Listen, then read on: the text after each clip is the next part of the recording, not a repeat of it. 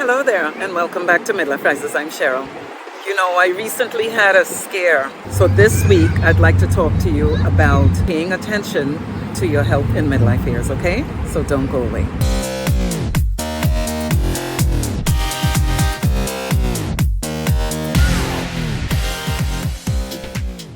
So this was not funny. I mean, I'm hypochondriac, so I do my physical on a regular basis because you have to. Whatever you know you're supposed to do, you've got to pay attention.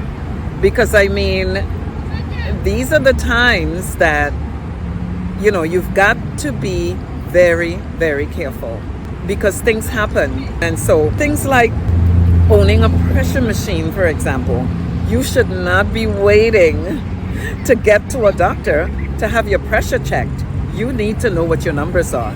I'm talking like having it at your bedside, checking it day and night so that you know what your numbers are. There are so many things that can come and get us around this time. I mean, at this point, if anything happens with me, it's because it's supposed to happen. I try to pay attention. If you're a regular on this channel, you will know that I talk about everything that has to do with our physical and mental health. And mainly mental, because we didn't just get here, we're working our way up to these midlife years. And while we're doing that, we are gaining experiences, and a lot of times they're not really positive. And so we've got to be able to pay attention to exactly what our self-talks are, because we all do have that private talk show. But it all depends on what you're saying, because you're starring in it. So what is your part? What are you telling yourself? All of the things that I talk about, they intertwine. I don't like being sick. Who does, right? But the point is, a lot of us are not paying attention to things. The body is a very funny thing. It will let you know if something's wrong. And a lot of us just shrug it off. We do not pay attention. And when it holds us down, because our bodies can definitely turn on us like mad dogs. This is why I always talk to my kids about, doing the right thing as far as their health. You've got to be conscious of taking care of yourself.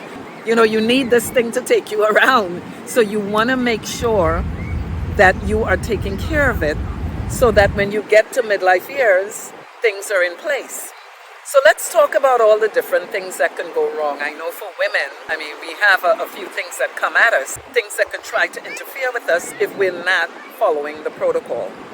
But I think what you can control, what you can take care of on your own, be responsible. Get yourself a pressure machine, juice when you can, do your exercise whenever. Try to take care of your body, because when you do that, it takes care of you. I don't like stress. And stress is the number one killer.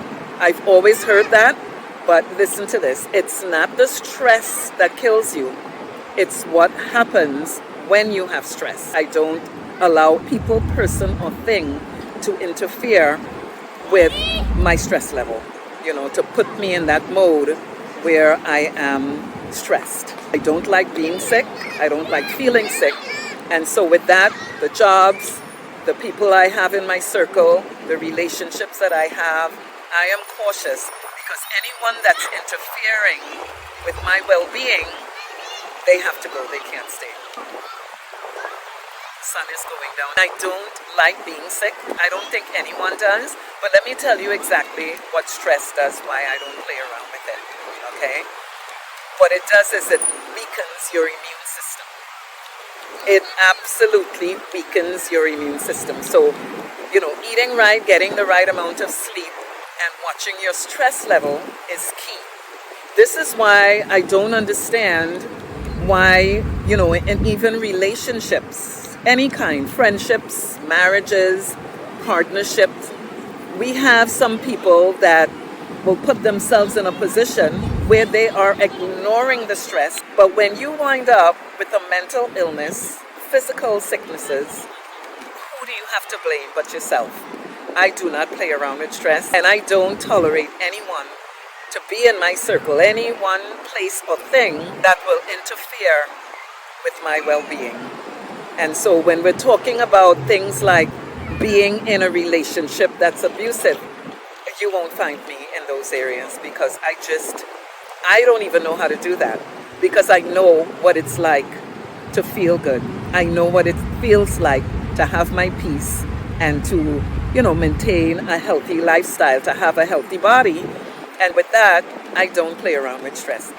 We can't live a stress-free life, but we can adjust things that we can have our peace and maintain our health as much as possible. When we're talking about things like abusive adult children, I am giving you the tips on how you can evade that situation, how you can work with it, because when you get sick, there is nothing more to do but to maintain a disease. And that's exactly what a disease is. It's a dis-ease. So I would suggest that you start taking inventory on your life and making sure that you make whatever adjustments to lower your stress level, because it brings on things and it does it more speedily in midlife years. You've got to live here. Okay, this is your temple and you've got to live here, and so it is your responsibility to take care of you. There are so many things that we talk about, but health is wealth.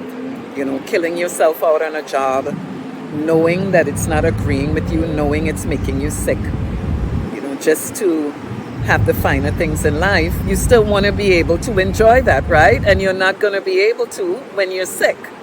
Same thing with being in an abusive relationship. You won't believe the things that some people do to maintain these relationships. And, that's another story. We'll save that for another time, because that has to do with confidence, self-worth, which I've covered in a few episodes. We'll talk about that later.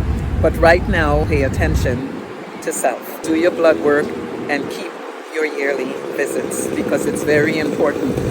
Maintain your temple. You do have to live here. The body's a very funny thing. You want to take care of it, so it will take care of you. That's just the way it works.